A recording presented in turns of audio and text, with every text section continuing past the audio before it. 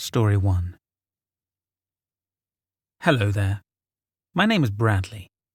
I'm somewhat of an adrenaline junkie. What I do to get this fix of adrenaline is I will go out in search of nothing in particular and just hope something happens.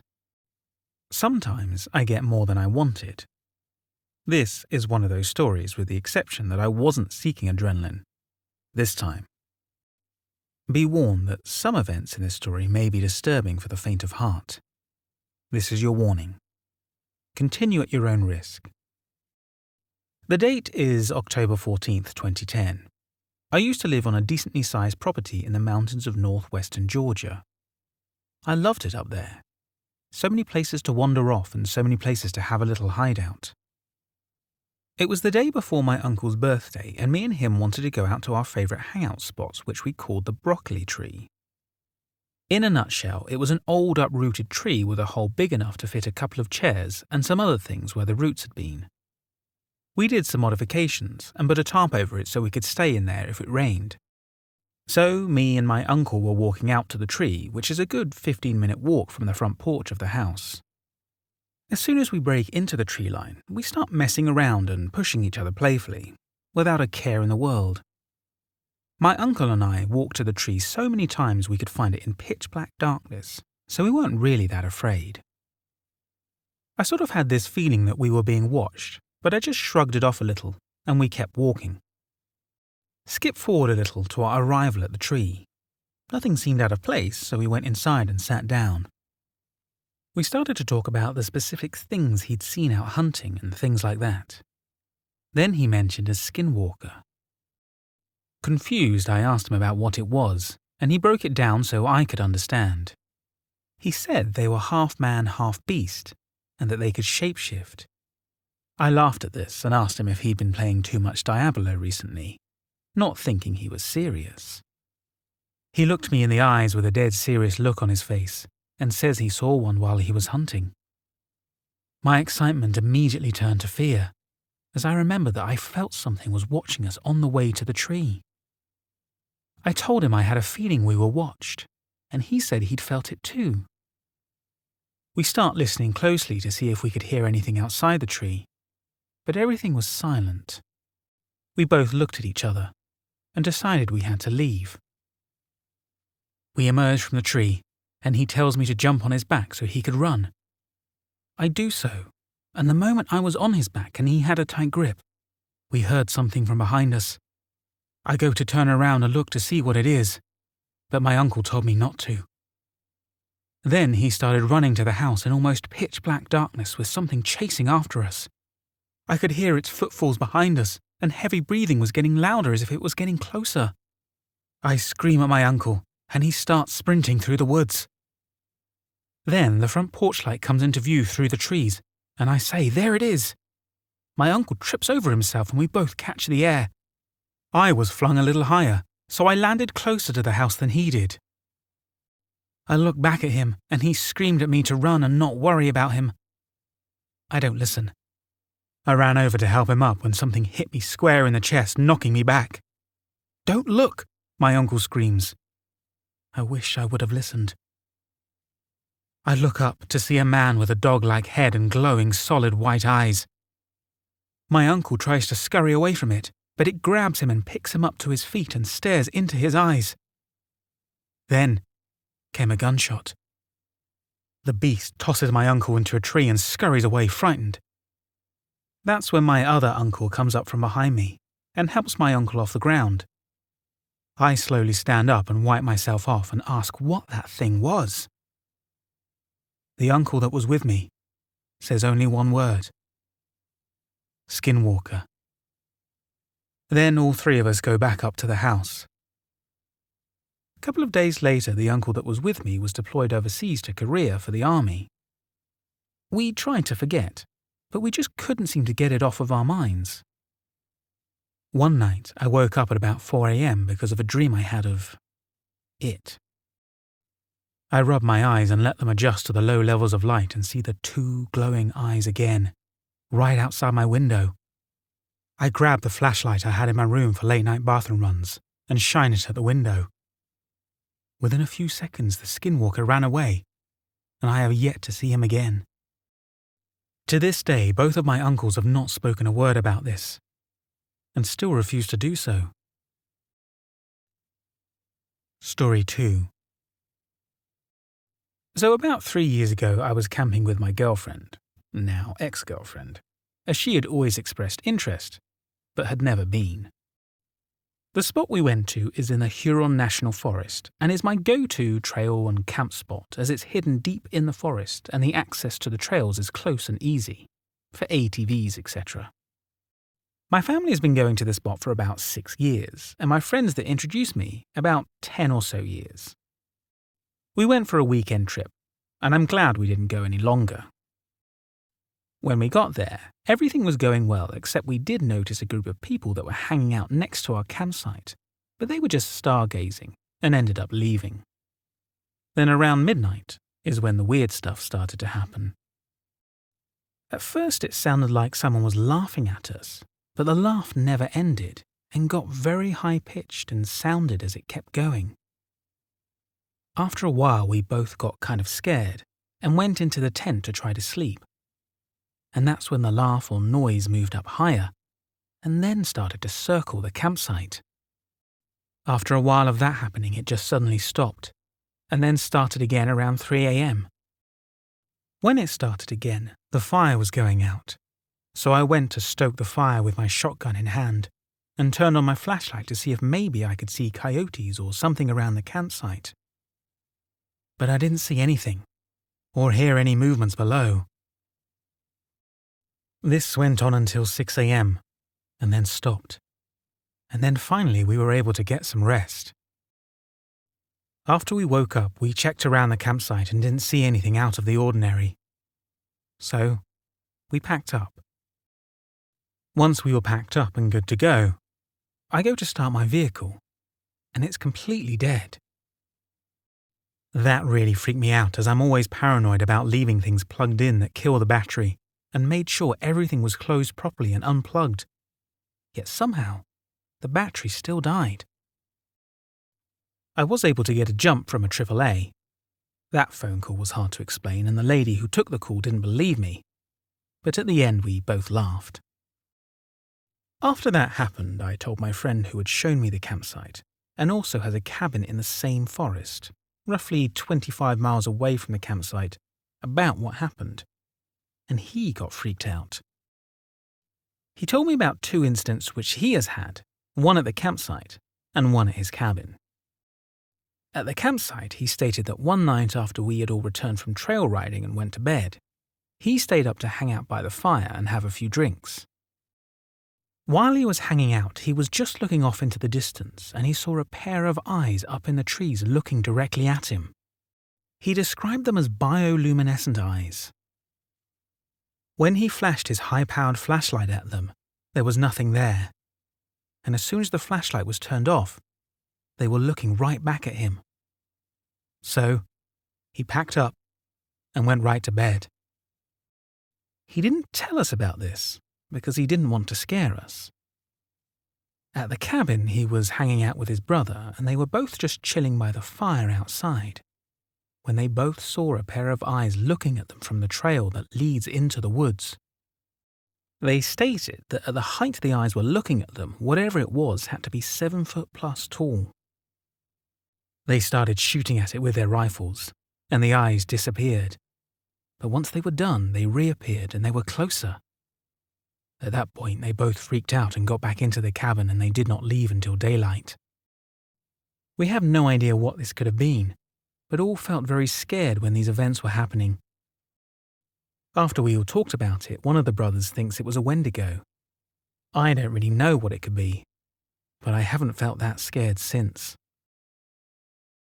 Before I continue to the next story, I just want to say I hope you're enjoying my narration, and if you like my storytelling, please show your appreciation by liking this video and subscribing to my channel. It really helps me out. Thank you. Story 3.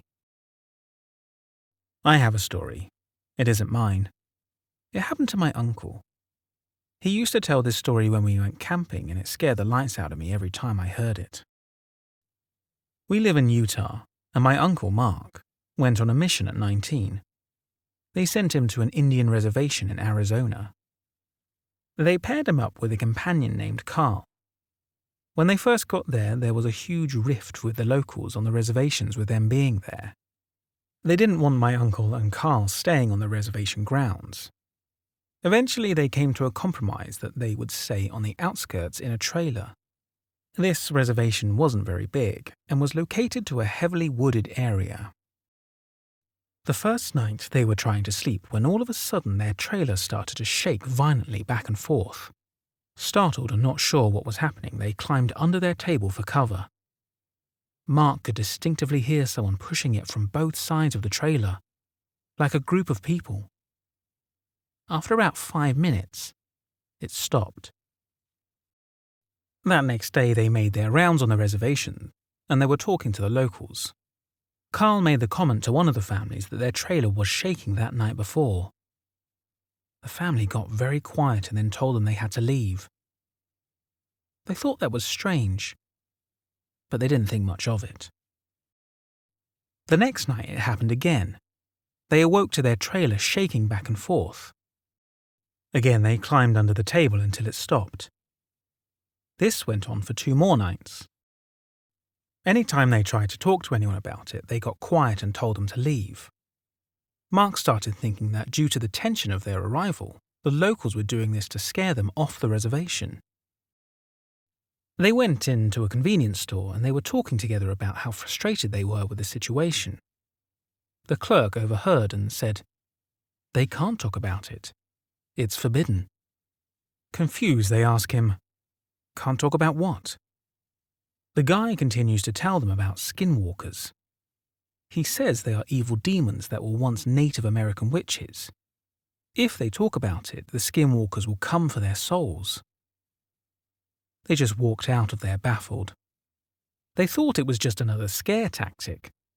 So, that night, when the shaking started again, my uncle decided to be brave and confront them.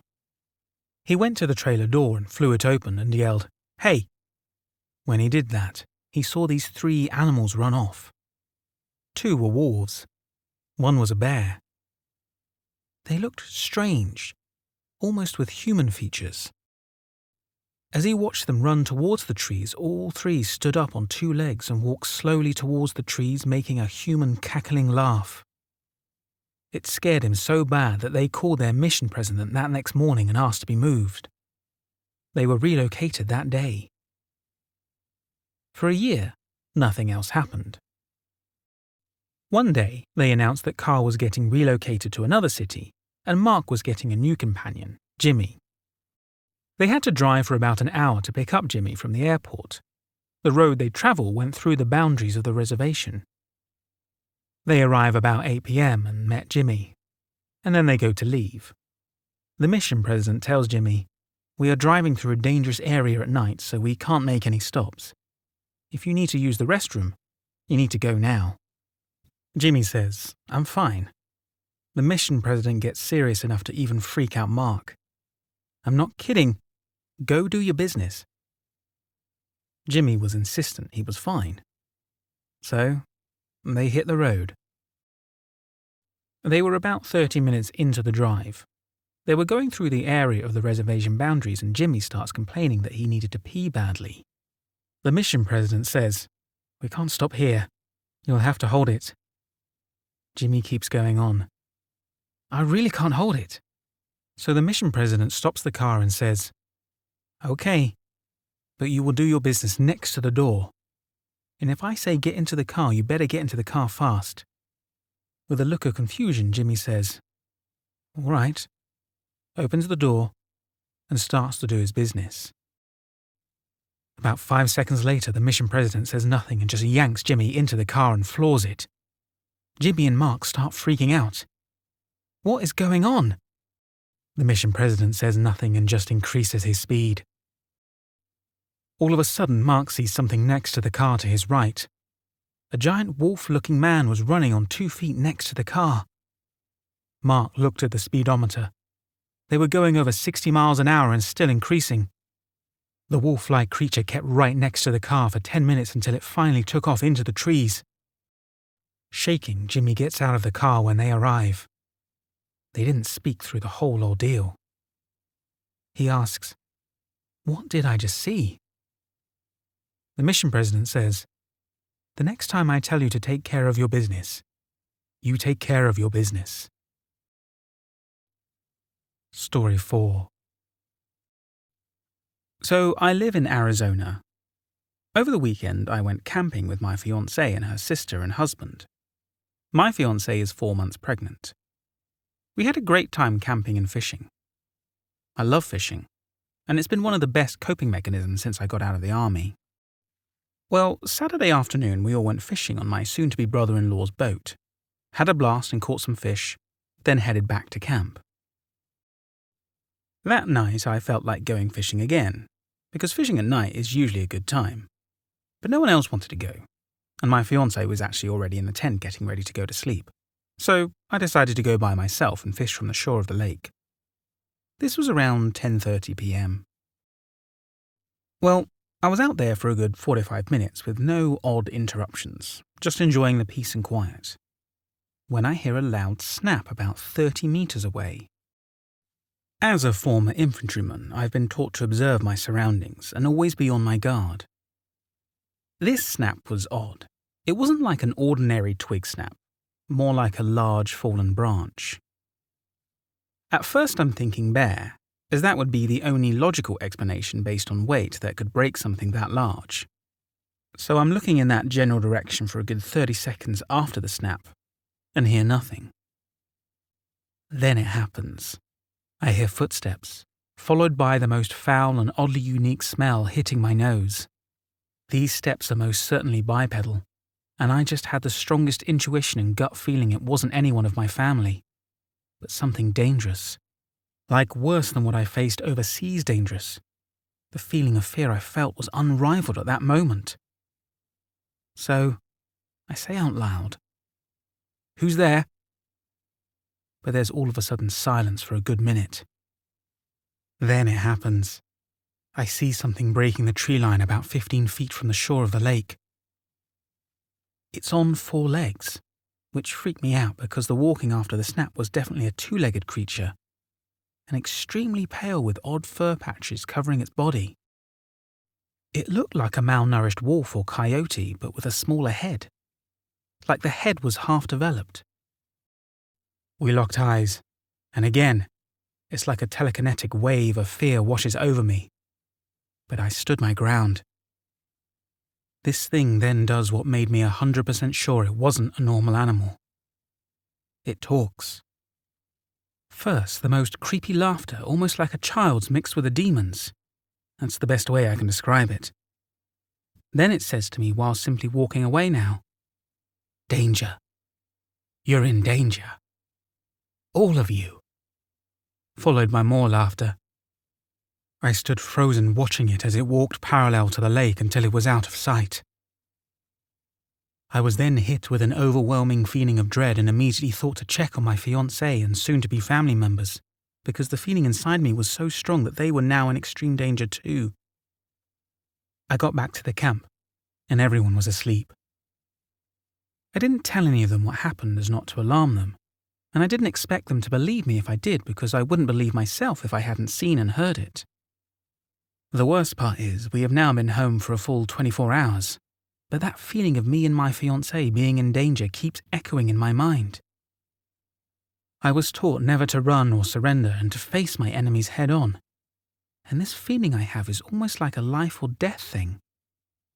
Kill it and be safe, or feel like me and my fiancée are going to die for God knows how long. I have training and have dealt with enemies before. Should I go back, alone and prepared? What should I do? My fight or flight response hasn't been shut off since we've gotten home, and most of me wants to go back, prepared, and face this thing or try to find something which I doubt would be an issue based on this weird feeling I have inside of me. Honestly, everyone, what should I do? Because I can't get this creature's words or thoughts, whatever it projected onto me, out of my head, much less the words I actually heard. The following are continued updates to this post. I've been posting this on my brother's account because my fiancée knows mine and I don't want her to see this. We're about 40 minutes away, fully prepared, hopefully, and ready. My brother drove separately as he is relatively scared, and I want him to be able to leave whenever he wants, regardless if he is our cameraman or not. His safety is more important. I will update if we make it out safely, God willing. Thanks to all of you who wished me the best and gave me advice. You're all appreciated. I forgot to mention something odd happened. The day before yesterday at night, I got a notice saying strange activity had been sensed on his account, and it was locked. Had to change the password, so I did it, and told my brother. Afterwards it said it was okay, but I haven't been able to even log in until today after it randomly started working. Kind of odd, but hopefully nothing. I'm going silent until Monday, I'm guessing. God bless, guys. Final update. We finally made it out. This weekend was like an acid trip, all except a short time Sunday night when we finally encountered the thing again. My little brother left after the first day as he said all night he was hearing odd and terrifying sounds.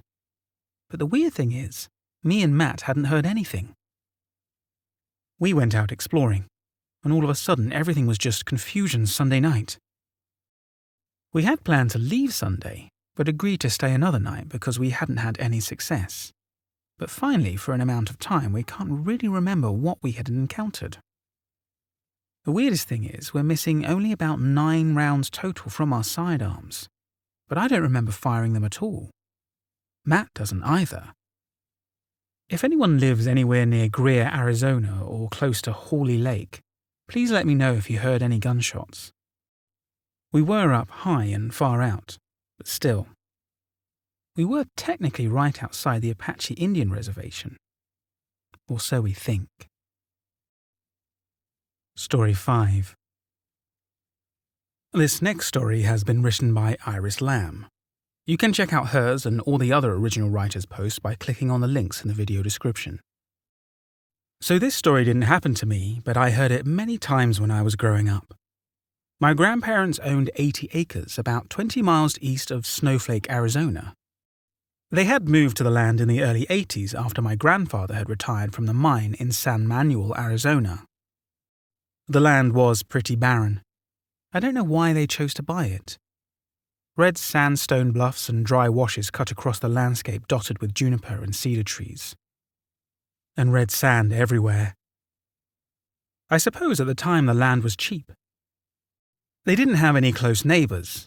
The closest was about a mile away, which was my aunt and uncle. The next closest neighbour was a man named Stoddard. I never got his first name. Just Stoddard. He lived about 4 miles from my grandparents at the base of one of the sandstone bluffs. He was an arsehole rancher, from what my grandparents said.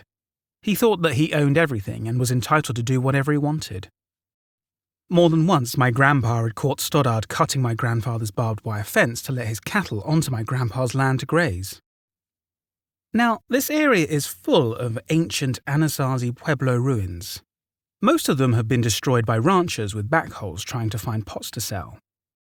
I'm sure Stoddard was one of them.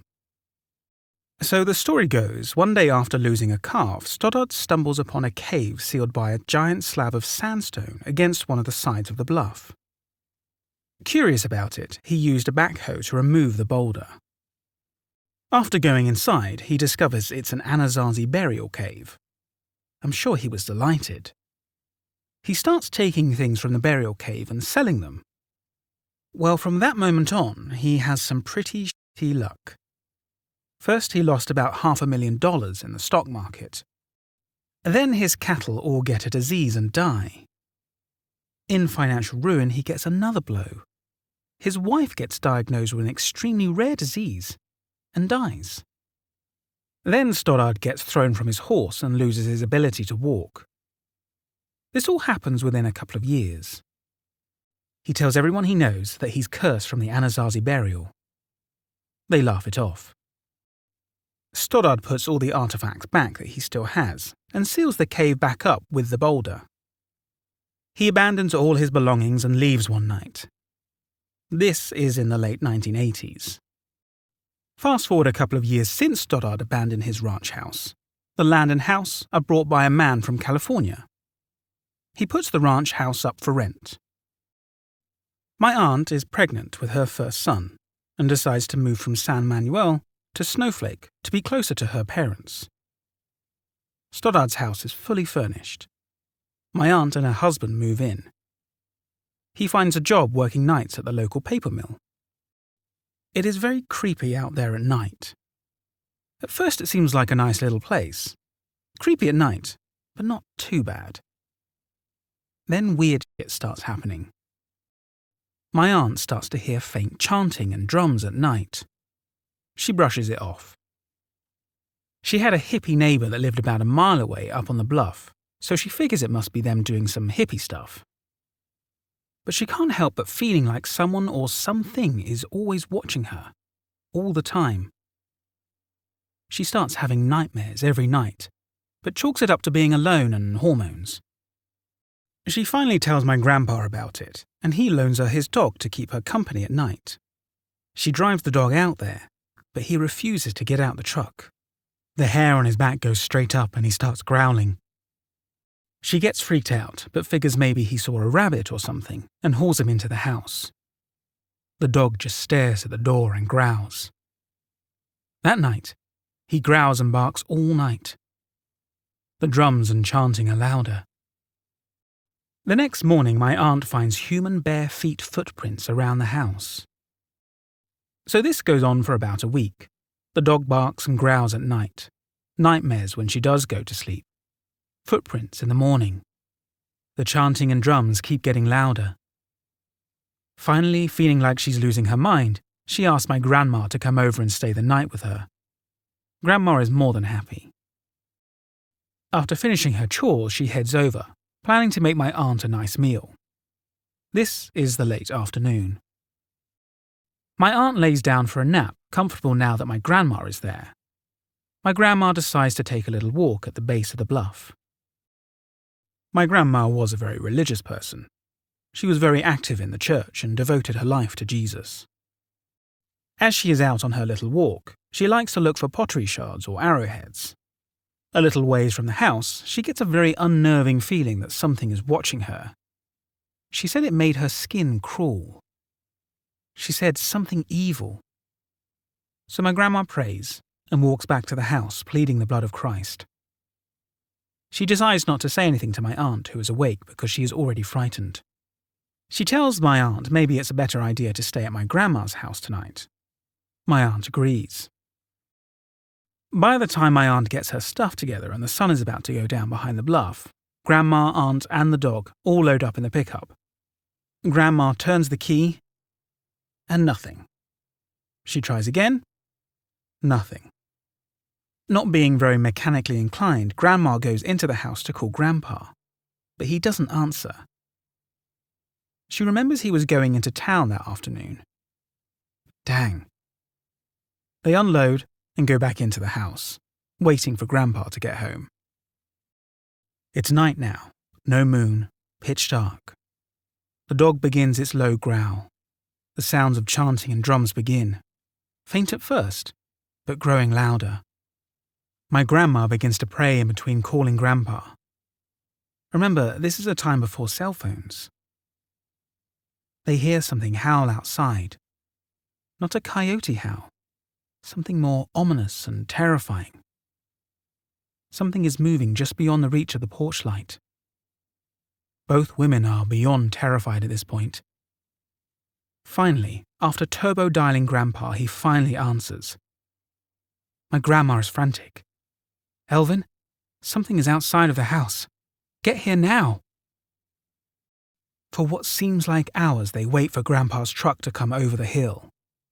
Finally, they see the headlights. Before Grandpa flies into the driveway, something runs across the road in front of him. His headlights illuminate an animal or something. Grandpa jumps out of the truck, yelling for the women to get the hell in. He unloads a couple of shots in the general vicinity of the animal. They haul ass down the dirt road towards Grandma's house. My aunt, against her better judgment, looks back and sees red eyes watching them. The next day, my grandpa and uncle head over to the house. Grandpa verified that all around the house there were bare footprints in the sand, along with very large coyote tracks. Needless to say, my aunt and grandma never went back to that house. My aunt won't even talk about it. I made the mistake of staying up too late and listening to the adults talk. My aunt moved in with my grandparents. My grandma swears, though, that she would see those red eyes at night stalking the edge of her property.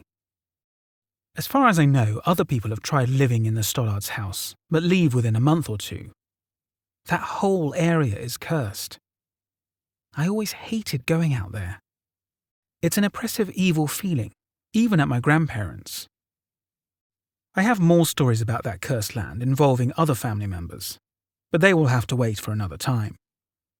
After researching and talking to my Native American friends, I'm fairly certain that what my family members had the misfortune of running into was a skinwalker.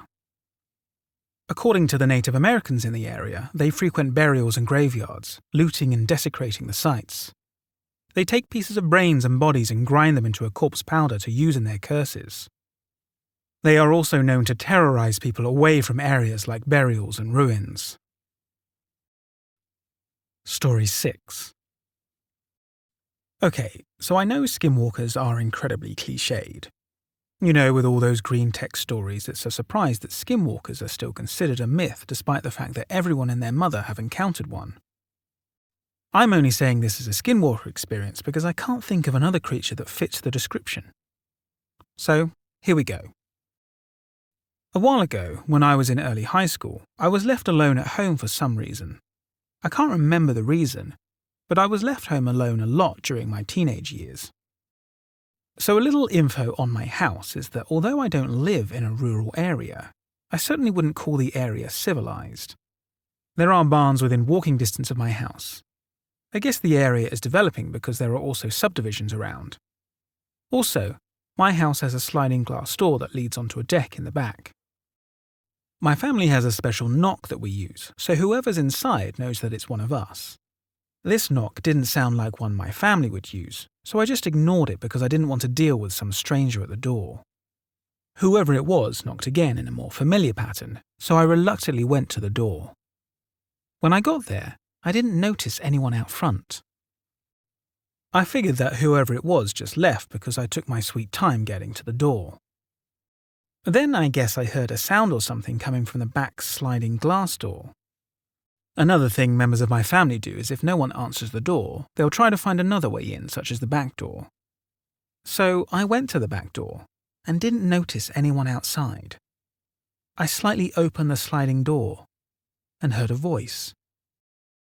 It sounded like my mother coming from underneath a deck, I guess. I only say this because I definitely heard that voice, but my mother wasn't in view of me. I can't exactly remember what the voice said, but it was something like, "Open the door," and then it said my name. Now, I'm a super paranoid guy, and I know my mum wouldn't be hiding if she wanted to come inside. So I shut the door, pulled the blinds over, and went to my room. Hours later, and my mum actually shows up, and I tell her what happened. She confirmed that she was not at the house earlier and did not try to get me to open the back door. So for years, I really didn't know what to make of this experience. It was a very minor thing, but it spooked the hell out of me. I say this was probably a skinwalker because I don't know any other paranormal entities that would mimic a person's voice to try to get inside your house. Thank you for watching and/or listening to this video. If you enjoyed my narration, please help my channel to grow and help me creating more videos like this by liking this video and subscribing to my channel. If you happen to have a story you would like me to share on this channel, please reach out to me at mrsinisterstories@gmail.com. Thanks again for watching.